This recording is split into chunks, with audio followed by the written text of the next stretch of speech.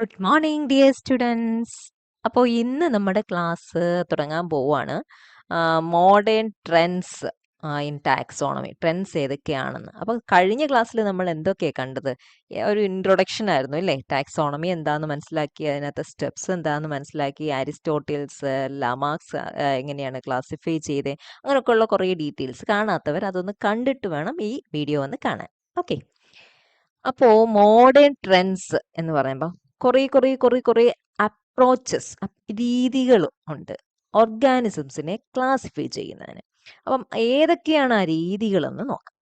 First, morphology. ആ പേര് നോക്കുമ്പോൾ തന്നെ ഞാൻ എപ്പോഴും നിങ്ങളുടെ അടുത്ത് പറയുന്നതാണ്, നമുക്ക് എപ്പോഴും ഒരു ടേം ബയോളജിക്കലായിട്ടുള്ള ഒക്കെ ടേംസ് കിട്ടുമ്പോൾ ആ വാക്കിനെ നിങ്ങൾ സൂക്ഷിച്ച് നോക്കിയാൽ തന്നെ ഒരുവിധം നമുക്ക് ആ കൺസെപ്റ്റ് ഒരുമാതിരിയുള്ള അവസരങ്ങളിൽ മനസ്സിലാക്കാൻ പറ്റും. ഓക്കെ, അപ്പോൾ ഇവിടെ നോക്കിക്കേ, മോർഫോളജിക്കൽ അപ്രോച്ച് എന്ന് പറയുമ്പോൾ മോർഫോളജി ഉണ്ട്. മോർഫോളജിക്കൽ ഫീച്ചേഴ്സ് വെച്ചിട്ട് നമ്മൾ ഐഡൻറ്റിഫൈ ചെയ്യുകയാണ്, അല്ലെങ്കിൽ ഐഡൻറ്റിഫൈ ചെയ്തിട്ട് അതിനെ ക്ലാസിഫൈ ചെയ്യുകയാണ്. ഒരേ പോണക്കിരിക്കുന്നതിനെല്ലാം ഒന്നിച്ചൊരു ഒരു ടാക്സയിൽ.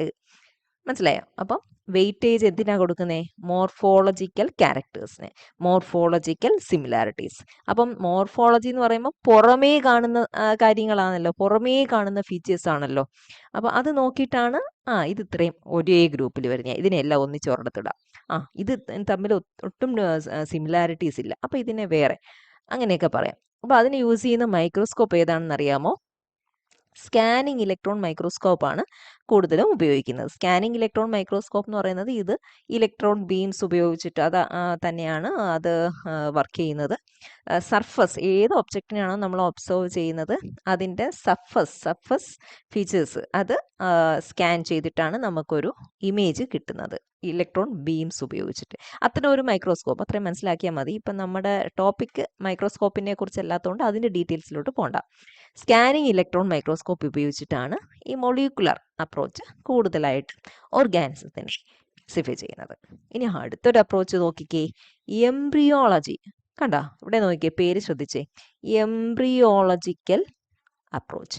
അപ്പം അത് പറയുന്ന രണ്ട് ഓർഗാനിസത്തിനെ ഇപ്പം കിട്ടി ഈ ടാക്സോണമിസ്റ്റിൻ്റെ കയ്യിൽ.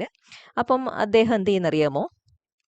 ഏത് രീതിയിലാണ് അതിൻ്റെ ഡെവലപ്മെൻറ്റ് പോകുന്നത്, അവരുടെ ഡെവലപ്മെൻറ്റ് പാറ്റേണിൽ തമ്മിൽ എന്തെങ്കിലും സിമിലാരിറ്റീസ് ഉണ്ടോ, എത്രത്തോളം ഡിഫറൻസ് ഉണ്ട്, അപ്പോൾ അങ്ങനെയുള്ള കാര്യങ്ങൾ നോക്കിയിട്ടാണ് പിന്നെ ക്ലാസിഫൈ ചെയ്യുന്നത്. അതാണ് എംബ്രിയോളജിക്കൽ അപ്രോച്ച്. നെക്സ്റ്റ് അടുത്തൊരു അപ്രോച്ച് എന്ന് പറയുന്നത് എക്കോളജിക്കൽ അപ്രോച്ച്. എക്കോളജി എന്ന് പറയുമ്പോഴേ നമുക്കറിയാം ഹാബിറ്റാറ്റ്, അവിടെയുള്ള മീൻസ് എൻവിയോൺമെൻറ്റൽ കണ്ടീഷൻസ്, അതൊക്കെയാണ് മെയിനായിട്ട് കൺസിഡർ ചെയ്യുന്നത് രണ്ട് സ്പീഷീസ് എടുക്കുമ്പോൾ. അപ്പോൾ ഏത് ഹാബിറ്റാറ്റിലാണ്, അപ്പം ആ ഹാബിറ്റാറ്റിലെ ഏതൊക്കെ ഫാക്ടേഴ്സിന് പിന്നെ എന്തുവാണ് ഫാക്ടേഴ്സിൻ്റെ ഇൻഫ്ലുവൻസിലാണ് രണ്ട് ഓർഗാനിസംസ്, അങ്ങനെയൊക്കെയുള്ള കാര്യങ്ങൾ നോക്കിയിട്ടുള്ള ഒരു അപ്രോച്ചാണ്, ക്ലാസിഫിക്കേഷൻ അപ്രോച്ചാണ് എക്കോളജിക്കൽ അപ്രോച്ച് എന്ന് പറയുന്നത്. ഇപ്പോൾ ഇവിടെ ഡ്രോസോഫിലയുടെ എക്സാമ്പിൾ അത് പോട്ടെ, നമുക്ക് മനസ്സിലാക്കാൻ വേണ്ടിയിട്ട് ഇപ്പോൾ ഒരു മരം ഉണ്ടെങ്കിൽ അതിൽ പലതരത്തിലുള്ള ബേർഡ്സ് ഉണ്ടായിരിക്കും. അതിൽ ചില ബേർഡ്സ് എന്തുമായിരിക്കും എന്നറിയാമോ? അതിൻ്റെ മരത്തിൻ്റെ ബാർക്കിലുള്ള ഇൻസെക്ട്സിനെ കഴിക്കും. ചില ബേർഡ്സ് എന്നാൽ ഇൻസെക്ട്സിനെ കഴിക്കത്തേ ഇല്ല, ആ മരത്തിലുള്ള ഫ്രൂട്ട്സ് ആയിരിക്കും കഴിക്കുന്നത്. അങ്ങനെ ചിലതാണെങ്കിൽ അതിനകത്ത് പൂവിൻ്റെ നെക്ടേഴ്സ് ആയിരിക്കും കഴിക്കുക. അപ്പം ആ വ്യത്യാസം ഉണ്ടോ, ചിലത് ഇൻസെക്ട്സിനെ കഴിക്കും, ചിലത് ഫ്രൂട്ട്സ് കഴിക്കും, ചിലത് നെക്ടേഴ്സിനെ കഴിക്കും. അപ്പോൾ അതെല്ലാം ഇവ തമ്മിലുള്ളൊരു വ്യത്യാസമാണ് ഒരേ ഹാബിറ്റാറ്റ് ആണെങ്കിൽ. പിടികിട്ടിയോ?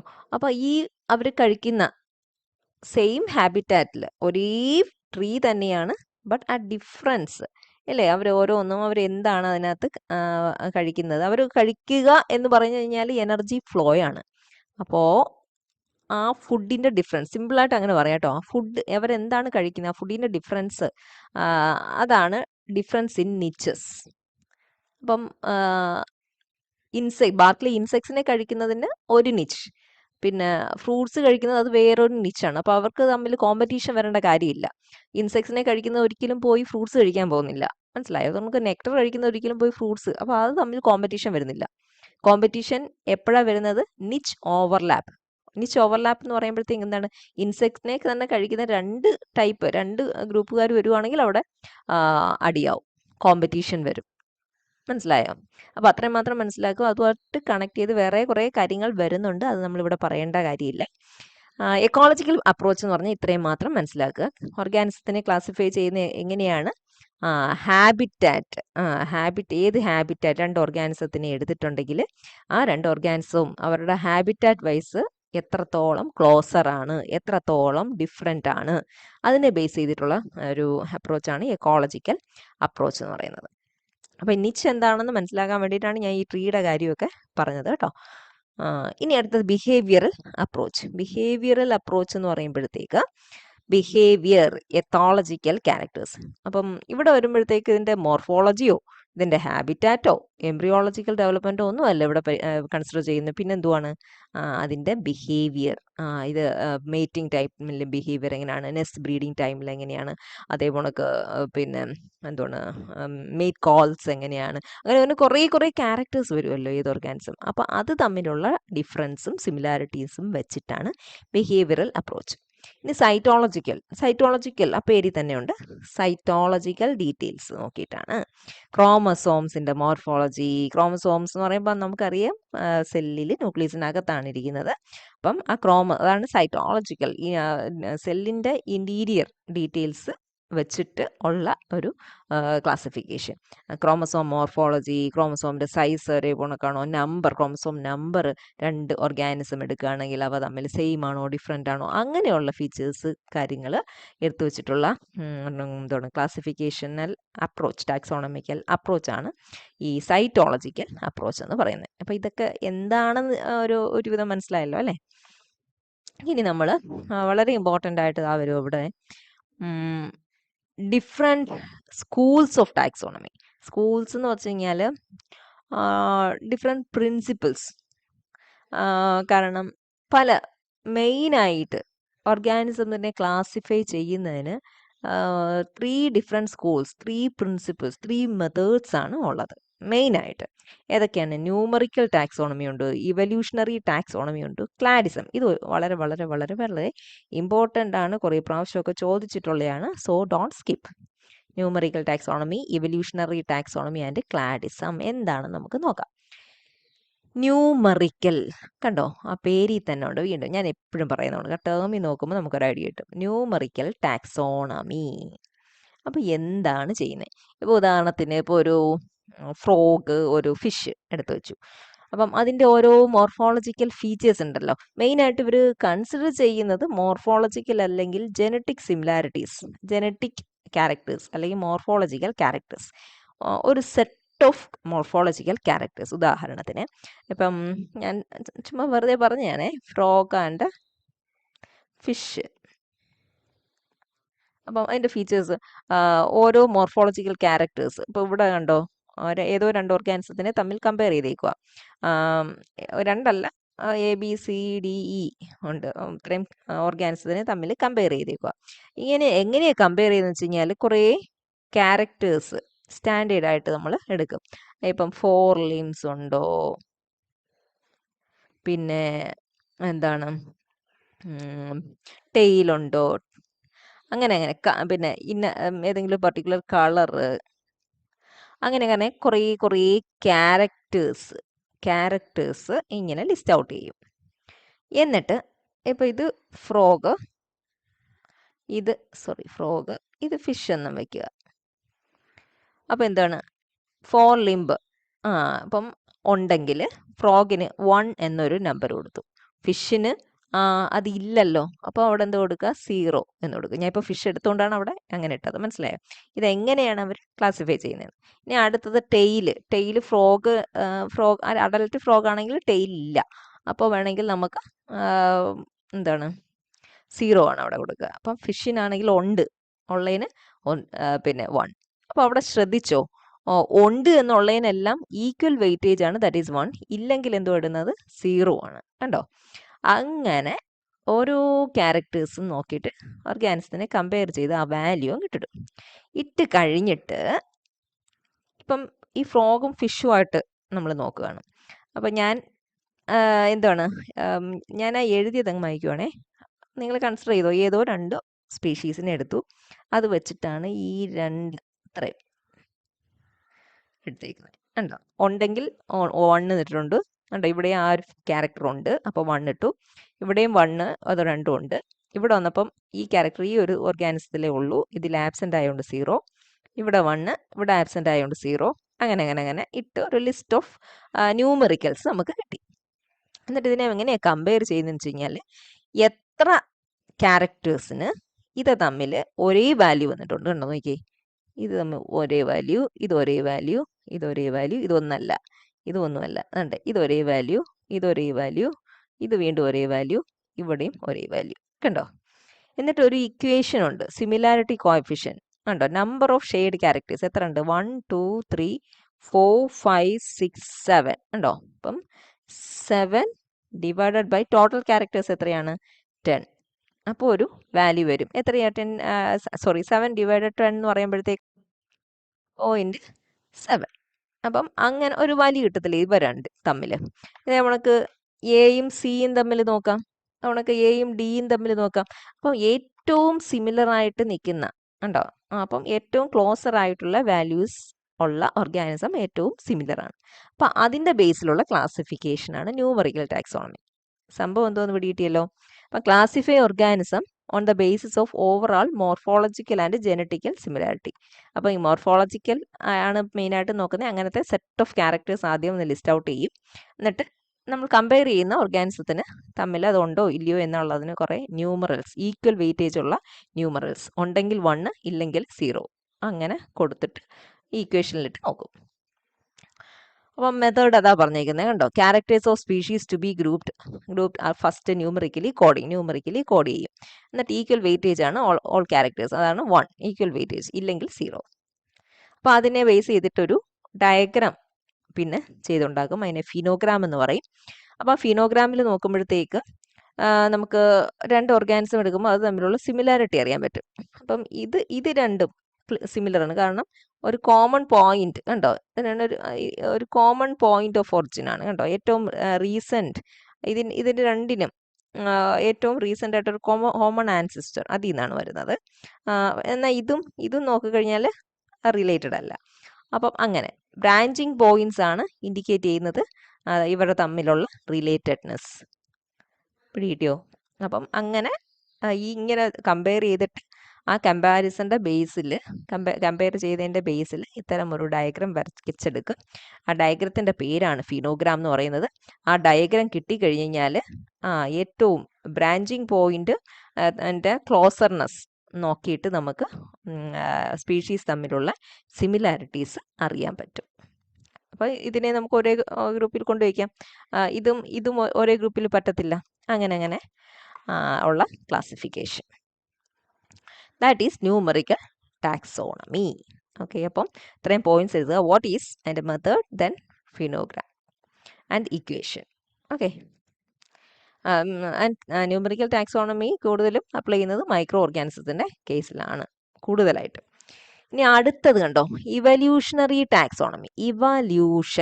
ഇവല്യൂഷനെ ബേസ് ചെയ്തിട്ടുള്ള ഒരു ടാക്സോണമിക്കൽ മെത്തേഡ് ഓഫ് ക്ലാസിഫിക്കേഷൻ ആണ്. എവല്യൂഷൻ ആയതുകൊണ്ട് എന്ത് ടൈപ്പ് ഡേറ്റയാണ് ഉപയോഗിക്കുന്നത്? പാലിയന്റോളജിക്കൽ, ഫോസിൽ ബേസ്ഡ് ആയിട്ടുള്ള ഡേറ്റയാണ് ഉപയോഗിക്കുന്നത്. 2 ഓർഗാനിസം, ഇപ്പോൾ 2 ഓർഗാനിസം ഉണ്ട്. അപ്പോൾ അതിൻ്റെ ഫോസിൽ തമ്മിൽ ഉള്ള സിമിലാരിറ്റീസ് നോക്കിയിട്ടാണ് ക്ലാസിഫൈ ചെയ്യുന്നത്. അപ്പോൾ ഈ ഫോസിൽ വെച്ചിട്ട് മോർഫോളജിക്കൽ റിസംബ്ലൻസ് ഒക്കെ നമുക്ക് അസംഷൻ ചെയ്യാൻ പറ്റും. പിന്നെ അത് തമ്മിലുള്ള ഫൈലോജനറ്റിക് റിലേഷൻഷിപ്പും നോക്കും. ഫൈലോജനറ്റിക്, ഇതിൻ്റെ കോമൺ ആൻസിസ്റ്റർ, ഇതിന് മുമ്പുള്ള ഫോസിൽ റെക്കോർഡ് വെച്ചിട്ട് ഇതിന് മുമ്പുള്ള ആളെ അറിയാമെങ്കിൽ അപ്പം അതിൽ നിന്ന് എത്രത്തോളം റിലേറ്റഡ് ആണ് 2 ഓർഗാനിസം, അങ്ങനെയൊക്കെ നോക്കിയിട്ട് ക്ലാസിഫൈ ചെയ്യുക. മെയിനായിട്ട് എവല്യൂഷണറി ടാക്സോണമിയിൽ എവല്യൂഷൻ ആണ് അതിൻ്റെ ആ ഒരു കോഴ്സ് എത്രത്തോളം. ഇപ്പോൾ ഒരു കോമൺ ആൻസിസ്റ്റർ ഉണ്ടെങ്കിൽ ബി, സി, ഡി അങ്ങനെ പോകുമ്പോഴത്തേക്ക് ഉണ്ടോ, ഈ 2 ഓർഗാനിസമാണ് വന്നെങ്കിൽ ഇത് തമ്മിൽ ഉണ്ടോ ഒത്തിരിയും സിമിലാരിറ്റീസ് ഉണ്ടായിരിക്കും. ഇതും തമ്മിൽ അത്രയും സിമിലാരിറ്റീസ് കാണത്തില്ല. എവല്യൂഷൻ്റെ ട്രെൻഡ് നോക്കിയിട്ട് ക്ലാസിഫൈ ചെയ്യുക. ഓക്കെ, അപ്പോൾ ഇത് ഒരു ഗ്രൂപ്പും വരും, ഇത് വേറൊരു ഗ്രൂപ്പും ആയിരിക്കും വരുന്നത്. So that is based on relatedness, on the recency of their common descent. Common ഡിസെൻറ്റിൽ നിന്നുള്ള എത്രത്തോളം റീസെൻ്റ് ആണ് ഇത് പോകുന്നത് എന്നുള്ളതിനനുസരിച്ചിട്ടായിരിക്കും ക്ലാസിഫിക്കേഷൻ. Evolutionary taxonomy. ഇനി അടുത്തതെന്ന് പറയുന്നത് ക്ലാഡിസ്റ്റിക് ടാക്സോണമി. ക്ലാഡിസ്റ്റിക് ടാക്സോണമി എന്ന് പറയുമ്പോഴത്തേക്ക് ക്ലാഡ് എന്താണെന്ന് മനസ്സിലാക്കണം. അപ്പോൾ ഈ പിക്ചർ ഒന്ന് നോക്കിയേ. ഇത് ഒരു ക്ലാഡോഗ്രാം ആണ്. ക്ലാഡോഗ്രാം എന്ന് പറയുമ്പം ഈ നേരത്തെ പറഞ്ഞ ഇത് ബോണക്കൊക്കെ ഉള്ള ഒരു പിക്ചറാണ്. ഈ ക്ലാഡോഗ്രാം എപ്പോഴും ചെയ്യുന്നത് എങ്ങനെയാണെന്ന് വെച്ച് കഴിഞ്ഞാൽ ആൻസിസ്റ്റേഴ്സിനാണ് ഇവിടെ ഇമ്പോർട്ടൻറ്റ്. ആൻസിസ്റ്റർ. ഇപ്പോൾ ഇത് ഒരു ക്ലാഡാണ് ഉണ്ടോ. ഇത് ഒരു കോമൺ ആൻസിസ്റ്ററിൽ നിന്ന് ഡൈവേർജൻ്റ് ആയിട്ട് വന്നതാണ് ഇവർ രണ്ടും. അപ്പോൾ ഒരു കോമൺ ആൻസിസ്റ്റർ അതിൻ്റെ എല്ലാ ഡൈവേർജൻസും പറയുന്നതിനെയാണ് ക്ലാഡ്. ഇപ്പം ഇതിനെ മാത്രം പറഞ്ഞായിരുന്നെങ്കിൽ ക്ലാഡ് ആവത്തില്ലായിരുന്നു. ഓക്കെ. അപ്പോൾ ഈ കോമൺ ആൻസിസ്റ്ററിൽ നിന്നുള്ള രണ്ടെണ്ണത്തിൻ്റെയും കൂടെ പറഞ്ഞതുകൊണ്ട് ഇതൊരു ക്ലാഡാണ്. ഓക്കെ. സോ ഈ cladism, who found that cladism? Willi Hennig. Okay. അപ്പോൾ വില്ലി ഹെന്നിങ് എന്നുള്ള പേര് നമ്മൾ ഓർത്തിരിക്കണം. അത് ഓർത്തിരിക്കാൻ ഞാനൊരു വെറുതെ ചുമ്മാ ഒരു രസം പറയാം. വില്ലിങ് ആയിട്ടുള്ളവർ ക്ലാപ്പ് ചെയ്താൽ മതി. വില്ലിങ് ഉള്ളവർ ക്ലാപ്പ് ചെയ്താൽ മതി. ക്ലാപ്പ് നമുക്ക് ക്ലാഡിസം ആയിട്ട് റിലേറ്റ് ചെയ്യാം. വില്ലി ഹെന്നിങ്. സോ അങ്ങനെ നമുക്ക് ആ പേര് വേണമെങ്കിൽ ഓർത്തിരിക്കാം. വെറുതെ ആവശ്യമുള്ളവർ അങ്ങനെ ആ രീതിയിൽ ഓർത്തിരിക്കുക. അപ്പം ഇനി ക്ലാഡ് എന്താണെന്ന് മനസ്സിലായല്ലോ. കോമൺ ആൻസിസ്റ്റർ അതിൽ നിന്നുള്ള ഡിസെൻഡൻസിനെ എല്ലാം കൂടെ ചേർത്ത് പറയുന്നതിനെയാണ് ക്ലാഡ് എന്ന് പറയുന്നത്. അപ്പം ഇതൊരു ക്ലാഡാണ് അല്ലേ. ഇത് മൊത്തം നോക്കിക്കഴിഞ്ഞാൽ ഒരു ക്ലാഡാണ്. ഇത്രയും ഈ കോമൺ ആൻസിസ്റ്ററിൽ നിന്നുള്ള എല്ലാ ഡൈവേർജൻസിനെ കുറിച്ച് പറയുന്നുണ്ട്. ഇത് മൊത്തത്തിൽ ഒരു ക്ലാഡാണ്. അപ്പൊ ക്ലാഡിന്റെ ഐഡിയ മനസ്സിലായല്ലോ. കോമൺ ആൻസിസ്റ്റർ അതിന്റെ ഡിസെൻഡൻസ് എല്ലാം കൂടെ ചേർത്ത് പറയുന്നതിനെയാണ് ക്ലാഡ് എന്ന് പറയുന്നത്. ഓക്കെ. അപ്പം ക്ലാഡ് എന്ന് പറഞ്ഞാൽ biological group of species recently derive from a common ancestor കേട്ടോ. അതാണ് ക്ലാഡ് എന്ന് പറയുന്നത്. ഈ മോണോഫൈലറ്റിക് ഗ്രൂപ്പ്, പോളിഫൈലറ്റിക് ഗ്രൂപ്പ്, പാരാഫൈലറ്റിക് കുറേ ടേംസ് ആണ്. എന്തൊക്കെയാണ്? മോണോഫൈലറ്റിക്, പോളിഫൈലറ്റിക്, പാരാഫൈലറ്റിക്. ഇതൊക്കെ എന്തുവാ? മോണോഫൈലറ്റിക് എന്ന് പറഞ്ഞു കഴിഞ്ഞാൽ ഞാൻ ഈ പറഞ്ഞ കാര്യം എന്താണ്, ഇപ്പോൾ ഒരു കോമൺ ആൻസിസ്റ്റർ അതിൻ്റെ എന്താണ് ഡൈവേർജൻസ് അതിനെ മൊത്തം കൂടെ ചേർത്ത് പറയുന്നത് മോണോഫൈലറ്റിക് എന്നാണ്. പോളിഫൈലറ്റിക് എന്ന് പറഞ്ഞു കഴിഞ്ഞാൽ ഇപ്പം ഇതും എടുക്കുക. അപ്പം നോക്കുമ്പോൾ കണ്ട ഇതിൻ്റെ ആൻസിസ്റ്റർ ഇതാണ്, ഇതിൻ്റെ ആൻസിസ്റ്റർ ഇതാണ്. അപ്പോൾ രണ്ടിൻ്റെയും ആൻസിസ്റ്റർ ഡിഫറെൻ്റ് ആണ്. അപ്പം ഇത് രണ്ടും പോളിഫൈലറ്റിക് ആണ്. ക്ലിയർ? വ്യത്യാസം പിടികിട്ടിയോ? ഇതിൻ്റെ രണ്ടിൻ്റെയും ആൻസിസ്റ്റർ ഒന്നാണ്. അപ്പോൾ ഇതൊരു മോണോഫൈലറ്റിക് ആണ്, ഒരു ക്ലാഡ് ആണ്. പോളിഫൈലറ്റിക് എന്ന് പറയുമ്പോൾ നമ്മൾ കൺസിഡർ ചെയ്ത സ്പീഷീസിൻ്റെ ആൻസിസ്റ്റർ ഡിഫറെൻ്റ് ആണ്. അപ്പോൾ അത് പോളിഫൈലറ്റിക്. ഇനി പാരാഫൈലറ്റിക് എന്തുവാ? പാരാഫൈലറ്റിക് എന്ന് പറയുമ്പോഴത്തേക്ക് നമ്മൾ ഈ ഒരു ക്ലാഡ് മൊത്തത്തിൽ കൺസിഡർ ചെയ്യുമ്പോൾ ഇതിപ്പോൾ ഒരു കോമൺ ആൻസിസ്റ്റർ അതിൽ നിന്നാണല്ലോ ഇതെല്ലാം വന്നേക്കുന്നത്. അപ്പോൾ എല്ലാത്തിനെയും കൺസിഡർ ചെയ്യാതെ കുറച്ച് ഭാഗം മാത്രം കൺസിഡർ ചെയ്യുവാണെങ്കിൽ പാരാഫൈലറ്റിക്. പിടിയോ? അപ്പോൾ അതാണ് ആ ടേംസ്: മോണോഫൈലറ്റിക്, പോളിഫൈലറ്റിക്, പാരാഫൈലറ്റിക്. അത് നമ്മൾ അറിഞ്ഞിരിക്കണം. ഓക്കെ.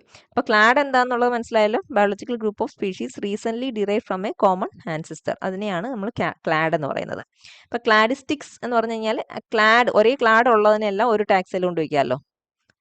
ഒരേ സ്വഭാവം ഉള്ളത് അതായിരിക്കുമല്ലോ ഒരു ക്ലാഡിൽ വരുന്നത്. കുറേ കോമൺ ക്യാരക്ടേഴ്സ് ഷെയർ ചെയ്യുന്നതായിരിക്കുമല്ലോ ഒരൊറ്റ ക്ലാഡിൽ വരുന്നത്. അപ്പോൾ അതിനെ നമുക്കൊരു ടാക്സിൽ വയ്ക്കാം. അപ്പം അങ്ങനെ ആ ഒരു രീതിയിൽ ക്ലാസിഫൈ ചെയ്യുന്ന സയൻറ്റിസ്റ്റാണ്, ടാക്സോണമിസ്റ്റാണ് ക്ലാഡിസ്റ്റിക്സ് എന്ന് പറയുന്നത്. അപ്പോൾ അവർ മെയിനായിട്ട് നോക്കുന്നത് എന്തായിരിക്കും? ആൻസിസ്റ്റർ ഡിസെൻഡ് റിലേഷൻഷിപ്പ് ആയിരിക്കുമല്ലോ അവിടെ നോക്കുന്നത്. അപ്പം അങ്ങനെ വരയ്ക്കുന്ന ഡയഗ്രത്തിനെ പറയുന്ന പേരാണ് cladogram. Branching diagram depicting species divergence from a common ancestor, that is cladogram. Okay. ഇനി നമ്മൾ മൊളിക്കുലാർ ടാക്സോണമി എന്താണെന്നുള്ളതും പറയുകയാണെങ്കിൽ ഇപ്പോഴത്തെ ഏറ്റവും അഡ്വാൻസ്ഡ് ആയിട്ടുള്ളതാണ്. മൊളിക്കുലാർ ലെവൽ ഓർഗാനിസത്തിനെ കുറിച്ച് മനസ്സിലാക്കി രണ്ട് ഓർഗാനിസം, എ എന്ന് പറയുന്ന ഓർഗാനിസവും ബി എന്ന് പറയുന്ന ഓർഗാനിസവും എടുത്തിട്ട് ഇതിൻ്റെ മൊളിക്കുലാർ ലെവൽ, അതിൻ്റെ ഫീച്ചേഴ്സ്, ക്രോമസോംസ്, DNA അങ്ങനെയെല്ലാം നോക്കിയിട്ട് സിമിലർ ആണെങ്കിൽ ഒരു ടാക്സ്, ഡിഫറെൻ്റ് ആണെങ്കിൽ വേറെ വേറെ കൊണ്ടുവയ്ക്കുന്നത്. അങ്ങനെയാണ് molecular taxonomy. They depends on the molecular similarity between organisms. അപ്പം ഇത് ഇത്രയും അഡ്വാൻസ്ഡ് ആണ്. അപ്പോൾ ഇത് ഈ ഒരു സിസ്റ്റം, ഈ ഒരു സിസ്റ്റം ഓഫ് ടാക്സോണമി എന്ന് പറയുന്നത് രണ്ടിൻ്റെ ഒരു കോമ്പിനേഷനാണ്. ട്രഡീഷണൽ സിസ്റ്റമാറ്റിക്സിൻ്റെയും ഗ്രോയിങ് ഫീൽഡ് ഓഫ് ബയോ ഇൻഫോർമാറ്റിക്സിൻ്റെയും കൂടെ ഒരു കമ്പൈൻഡ് ആയിട്ടുള്ള ഒരു അപ്രോച്ചാണ് കേട്ടോ. അപ്പം ബയോ ഇൻഫോർമാറ്റിക്സ് എന്ന് പറയുമ്പോഴത്തേക്ക് ബയോളജി ആൻഡ് ഇൻഫോർമാറ്റിക്സ് കമ്പ്യൂട്ടിംഗ് ഉപയോഗിക്കുന്ന ഒരു സംഭവമാണ്. അതുകൊണ്ട് ഈ സിസ്റ്റമാറ്റിക്സിനെ നമുക്ക് എന്താ പറയാം, കമ്പ്യൂട്ടേഷണൽ സിസ്റ്റമാറ്റിക്സ് കണ്ടോ. അപ്പം ട്രഡീഷണൽ സിസ്റ്റമാറ്റിക്സും അഡ്വാൻസ്ഡ് ആയിട്ടുള്ള കമ്പ്യൂട്ടേഷനൊക്കെ ഉപയോഗിക്കുന്ന ഒരു അപ്രോച്ച് ആയതുകൊണ്ട് ഇതിനെ നമുക്ക് മൊളിക്കുലർ ടാക്സോണമിയെ നമുക്ക് എന്തെന്ന് പറയാം, കമ്പ്യൂട്ടേഷണൽ സിസ്റ്റമാറ്റിക്സ് എന്ന് കൂടി പറയാം. അപ്പോൾ ഇവിടെ യൂസ് ചെയ്യുന്നതും ഇതിൻ്റെ മെയിൻ പ്രിൻസിപ്പിൾ എന്ന് പറയുന്നത് ഇവർ ഏതിനെയാണ് കൺസിഡർ ചെയ്യുന്നത്, മൊളിക്കുലർ ഡേറ്റയാണ്. അതായത് DNA സീക്വൻസ് ഡേറ്റ, എങ്ങനെയാണ് DNA details, RNA details, protein details, ഇതൊക്കെ വെച്ചിട്ടാണ് ഇവർ ഓർഗാനിസംസിനെ ക്ലാസിഫൈ ചെയ്യുന്നത്. അപ്പോൾ ഈ മൊളിക്കുലർ ടാക്സോണമി വന്നപ്പോൾ കുറേ മിസ്കൺസെപ്ഷൻസ്, നേരത്തെ ഉള്ള തെറ്റായിട്ടുള്ള ചില വിശ്വാസങ്ങൾ കണ്ടുപിടുത്ത മീൻസ് അണ്ടർസ്റ്റാൻഡിങ് എല്ലാം മാറി, തിരിച്ച് അതെല്ലാം കറക്റ്റായിട്ട് വന്നു. ഏതൊക്കെയാണ്? മിക്സോസോവ എന്ന് പറയുന്നത് ഇതൊരു നിഡേറിയൻ ആണ് കേട്ടോ. നിഡേറിയൻ ഗ്രൂപ്പായിരുന്നു. പക്ഷെ ആദ്യം അവരെ പ്രോട്ടിസ്റ്റ് എന്നാണ് കരുതിയിരുന്നത്. അപ്പം മൊളിക്കുലർ ടാക്സോണമി വന്നപ്പോഴത്തേക്ക് ഇത് പ്രോട്ടിസ്റ്റ് അല്ല, ഇത് മോഡിഫൈഡ് നിഡേറിയൻസ് തന്നെയാണ് എന്ന് മനസ്സിലാക്കാൻ കഴിഞ്ഞു. അതാണ് ഒരു മിസ്കൺസെപ്ഷൻ നമ്മൾ സോൾവ് ചെയ്തത്. പിന്നെ ഈ വെയിൽസും ആൻകുലേറ്റ്സ് എന്ന് പറയുമ്പോഴത്തേക്ക് ഹൂവ്സ് ഉള്ള ലാർജ് മാമൽസ് ആണ്. അപ്പം അവർ തമ്മിൽ റിലേഷൻ ഉണ്ട്, they are related, closely related ആണ് എന്നുള്ളൊരു അണ്ടർസ്റ്റാൻഡിങ് അത് കിട്ടിയത് എവിടെ നിന്നാണ്? നമുക്ക് മൊളിക്കുലർ ടാക്സോണമി വന്നപ്പോഴാണ്. പിന്നെ അതേപോണക്ക് മൈറ്റോകോൺട്രിയ ക്ലോറോപ്ലാസ്റ്റിനൊക്കെ ഒരു സിംബയോട്ടിക് ഒറിജിൻ ഉണ്ട്. സിംബയോട്ടിക് ഒറിജിൻ എന്ന് പറഞ്ഞു കഴിഞ്ഞാൽ എന്തുവാണ്? യൂക്കാരിയോട്ടിക് സെല്ലിനകത്ത് ഈ മൈറ്റോകോൺട്രിയ കയറിയിട്ട്, മൈറ്റോകോൺട്രിയ നേരത്തെ ഒരു പ്രോകാരിയോട്ടിക് സെല്ലായിരുന്നു, എങ്ങനെയോ സംഭവം ഇത് ഇൻകോർപ്പറേറ്റ് ചെയ്തു യൂക്കാരിയോട്ടിക് സെല്ലിൽ. എന്നിട്ട് ഈ യൂക്കാരിയോട്ടിക് സെല്ലും മൈറ്റോകോൺട്രിയയും തമ്മിലൊരു റിലേഷൻ, ഒരു അണ്ടർസ്റ്റാൻഡിങ്, തമ്മിൽ അങ്ങോട്ടും ഇങ്ങോട്ടും ഹെൽപ്പ് ചെയ്തിട്ട് ഒരു കോ എക്സിസ്റ്റൻസ് അതുണ്ട് എന്ന് മനസ്സിലാക്കിയത് ഈ മോളിക്കുലർ ടാക്സോണമി വെച്ചിട്ടാണ്. DNA ബാർകോഡിങ് ഡെവലപ്പ് ചെയ്തു. DNA ബാർകോഡിങ് എന്ന് പറഞ്ഞു കഴിഞ്ഞാൽ നമ്മുടെ എന്താണ്, ഫിംഗർ പ്രിന്റ് കണക്കാണ്. ഓരോ ആൾക്കും അവരവരുടേതായിട്ടുള്ള ഒരു DNA യുണീക്നെസ് ഉണ്ട്. അപ്പോൾ എൻ്റെ DNA കണക്കായിരിക്കില്ല നിങ്ങളുടെ DNA. അപ്പം ആ ഒരു വ്യത്യാസം അത് മനസ്സിലാക്കി തന്നത് മൊളിക്കുലർ ടാക്സോണമിയാണ്. ഓക്കെ, ഇനി നമ്മൾ ക്ലാസിഫിക്കേഷൻ്റെ ഇമ്പോർട്ടൻസ് എന്താണ് നമ്മൾ നോക്കുക. ഈ ഓർഗാനിസംസിനെയൊക്കെ ഇങ്ങനെ പാടുപെട്ട് ക്ലാസിഫൈ ചെയ്യേണ്ട വല്ല ആവശ്യമുണ്ടോ? എന്താണ് ഇതിൻ്റെ ഇമ്പോർട്ടൻസ്? അങ്ങനെ ചെയ്തുകൊണ്ട് എന്ത് ഗുണമുണ്ട്? ഇപ്പോൾ ക്ലാസിഫൈ ചെയ്തില്ലെന്ന് നോക്കിക്കേ എങ്കിൽ എന്തോ ഒരു വാസ്റ്റ് ഡൈവേഴ്സ് ആയിട്ടുള്ള ഓർഗാനിസം ആയിരിക്കും നമ്മുടെ ഈ പ്ലാനറ്റിലുണ്ടാവുക. അപ്പോൾ ഒന്നിനെയും എങ്ങനെ പോയി ഒബ്സർവ് ചെയ്യണം, എങ്ങനെ കൺസേർവ് ചെയ്യണം, ഒരു ഐഡിയ ഇല്ല. അപ്പോൾ ഇങ്ങനെ ക്ലാസിഫൈ ചെയ്ത് വെച്ചപ്പോൾ ഇപ്പം നിങ്ങൾ ഉദാഹരണത്തിന് വളരെ സിമ്പിളായിട്ട് നിങ്ങളുടെ കോളേജ് അല്ലെങ്കിൽ സ്കൂള് നിൽക്കുമ്പം വെറുതെ ഇത്രയും കുട്ടികൾ ഇങ്ങനെ വാസ്റ്റായിട്ട് കിടക്കുന്നതും ഇവരെല്ലാം അറേഞ്ച് ചെയ്ത് ഓരോ ക്ലാസ്, ഓരോ ഡിവിഷൻ ആക്കിയിട്ട് വെക്കുമ്പോൾ അവിടുത്തെ പ്രിൻസിപ്പളിന് അവരുടെ കാര്യങ്ങൾ കൂടുതൽ ശ്രദ്ധിക്കാൻ എളുപ്പമായിരിക്കും അല്ലേ? അപ്പോൾ അതേപോലെ ക്ലാസിഫൈ ചെയ്യുന്നതുകൊണ്ട് ഇനോമസ് നമ്പർ ഓഫ് സ്പീഷീസ് അതിനെ ഒബ്സർവബിൾ നമ്പർ ഓഫ് ഗ്രൂപ്പ്സ് ആയിട്ട് ഒന്ന് ചുരുക്കാൻ ഹെൽപ്പ് ചെയ്തു ക്ലാസിഫിക്കേഷൻ. അതേപോലെ എന്തോ വേണ്ടി ഉണ്ട് നമ്മുടെ പ്ലാനറ്റിലെ ബയോഡൈവേഴ്സിറ്റി എന്നുള്ളൊരു ഇൻസൈറ്റ് കിട്ടുക എന്നുള്ളത്. അതേപോലെ ഓർഗാനിസംസ് തമ്മിലുള്ള ഫൈലോജനറ്റിക് റിലേഷൻഷിപ്പ് മനസ്സിലാക്കാൻ കഴിഞ്ഞു. അതേപോലെ തന്നെ ചില ഓർഗാനിസംസ് ഒക്കെ എക്കണോമിക്കലി നമുക്ക് ഒരുപാട് യൂസ് ചെയ്യും. എക്കണോമിക്കൽ ഡെവലപ്മെൻറ്റ്, നമുക്ക് എക്കണോമി ഉണ്ടാക്കുന്നതായിട്ടുള്ള പല സ്പീഷീസ് ഉണ്ട് അത് ഉപയോഗിച്ചിട്ട്. അപ്പം അവയൊക്കെ ഇഫക്റ്റീവായിട്ട് യൂട്ടിലൈസ് ചെയ്യാൻ അതിനെ കണ്ടുപിടിച്ച് ക്ലാസിഫൈ ചെയ്ത് വെച്ചത് കൊണ്ട് മാത്രമാണ് കഴിഞ്ഞത്. പിന്നെ അതേപോലെ തന്നെ ചില സ്പീഷീസായിട്ട് ഒത്തിരിയും ബെനിഫിഷ്യൽ ആയിരിക്കും, ചില സ്ട്രെയിൻസ്. അപ്പം അതൊക്കെ ക്ലാസിഫൈ ചെയ്ത് മനസ്സിലാക്കി വെച്ചിട്ട് പ്രൊഡക്ടിവിറ്റി കൂട്ടി, അതും ക്ലാസിഫിക്കേഷൻ വഴിയാണ് കഴിഞ്ഞത്. പിന്നെ ചില ഹാംഫുൾ ആയിട്ടുള്ള പെസ്റ്റ് അത് ഏതാണ് എന്നൊക്കെ കറക്റ്റായിട്ട് മനസ്സിലാക്കണമെങ്കിൽ ക്ലാസിഫിക്കേഷൻ വഴിയേ പറ്റുള്ളായിരുന്നു. അങ്ങനെ കറക്റ്റായിട്ട് ആ പെസ്റ്റുകളെ മനസ്സിലാക്കിയിട്ട് പെസ്റ്റ് മാനേജ്മെൻറ്റ് അതിനെ കർബ് ചെയ്യാൻ വേണ്ടിയിട്ടുള്ള pest management programs chalk out ചെയ്യാൻ കഴിഞ്ഞു ക്ലാസിഫിക്കേഷൻ വഴി. പിന്നെ അതേ കണക്ക് തന്നെ എന്താണ് അടുത്ത ഒരു ഇമ്പോർട്ടൻസ് എന്താ വെച്ച് കഴിഞ്ഞാൽ പാത്തോജനിക് ഓർഗാൻസ്. ഇപ്പോൾ നമ്മൾ കണ്ടായിരുന്നു കൊറോണ വന്നപ്പോൾ ഉണ്ടോ ആ ബാക്ടീരിയ ആ വൈറസ് അതിനെ കറക്റ്റായിട്ട് ഏതാണെന്ന് ഐഡൻറ്റിഫൈ ചെയ്താൽ മാത്രമേ അതിൻ്റെ ട്രീറ്റ്മെൻറ്റ് സ്ട്രാറ്റജീസ് നമുക്ക് പറ്റത്തുള്ളൂ. അപ്പം ക്ലാസിഫിക്കേഷൻ അങ്ങനെ ഒരു ഇമ്പോർട്ടൻസ് കൂടെ ഉണ്ട്. അതേപോലെ തന്നെ ഒരു ഗ്രൂപ്പ് ഓഫ് ഓർഗാനിസത്തിനെ കറക്റ്റായിട്ട് ക്ലാസിഫൈ ചെയ്ത് വെച്ചാൽ മാത്രമേ അതിനെ ഒന്ന് കൺസേർവ് ചെയ്യാൻ ഏതൊക്കെ രീതി വേണം എന്ന് നമുക്കൊന്ന് പ്ലാൻ ചെയ്യാൻ പറ്റുള്ളൂ. അപ്പം അതും ഒരു ഇമ്പോർട്ടൻസ് ആണ്. അതുകൊണ്ട് ചില ഓർഗാനിസംസ് ബയോളജിക്കൽ ഇൻഡിക്കേറ്റേഴ്സ് ആണ്. എവിടെയെങ്കിലും പൊല്യൂഷൻ ഉണ്ടെങ്കിൽ അപ്പം അങ്ങനെയുള്ള സ്പീഷീസ് അതിന് ഏതൊക്കെ ഓർഗാനിസംസ് ആണ് അങ്ങനെ ഒരു കാറ്റഗറിയിൽ വരുന്നത് എന്ന് നമുക്ക് മനസ്സിലാക്കാൻ ക്ലാസിഫിക്കേഷൻ വഴി കഴിഞ്ഞു. പിന്നെ ഈ മൊളിക്കുലാർ ടാക്സോണമി ഏറ്റവും അഡ്വൻ്റ് ആയിട്ടുള്ള ഏറ്റവും റീസെൻ്റ് ആയിട്ടുള്ള ഇത് വഴിയിട്ട് ഓർഗാനിസംസ് തമ്മിൽ രണ്ടെണ്ണം ഉണ്ടെങ്കിൽ അത് തമ്മിലുള്ള ജെനറ്റിക്കൽ സിമിലാരിറ്റി മനസ്സിലാക്കാൻ പറ്റി. അതുകൊണ്ട് തന്നെ രണ്ട് സ്പീഷീസ് തമ്മിലുള്ള ഇവ തമ്മിലുള്ള ഡിഫറൻസ് എന്തൊക്കെയാണെന്ന് മനസ്സിലാക്കാനും ഒക്കെ ഹെൽപ്പ് ചെയ്തു മൊളിക്കുലർ ടാക്സോണമി. അപ്പം ഈ ഫങ്ഷൻസ് കുറേ ഇമ്പോർട്ടൻസ് ഉണ്ട് ക്ലാസിഫിക്കേഷൻ. എപ്പോഴെങ്കിലും എക്സാമിന് ചോദിച്ചു കഴിഞ്ഞാൽ ഓർത്തിരിക്കാൻ ഞാൻ വെറുതെ ഒരു കോഡ് പഠിപ്പിച്ചു തരാം. CPIMB പ്രസ് മീറ്റിന് പോയപ്പോൾ നല്ലതായിട്ട് ബിഹേവ് അതിൻ്റെ ബി മതി കേട്ടോ.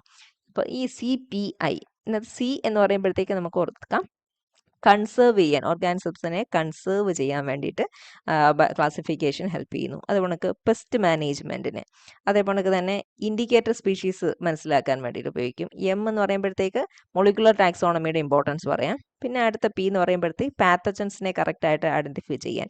പിന്നെ അടുത്ത ഒരു പി ഉണ്ട് ഫൈലോജനറ്റിക് റിലേഷൻഷിപ്പ് മനസ്സിലാക്കാൻ വേണ്ടിയിട്ട്.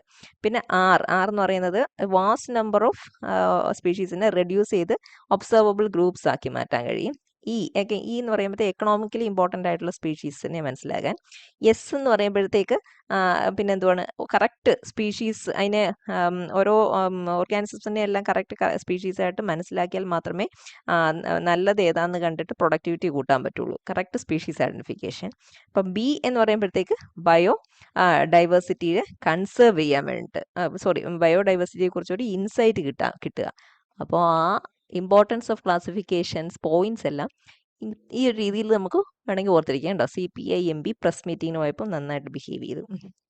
ഓക്കെ, അപ്പോൾ നമുക്ക് അടുത്ത ക്ലാസ്സുമായിട്ട് അടുത്ത വീഡിയോയിൽ ഓക്കെ, താങ്ക് യു.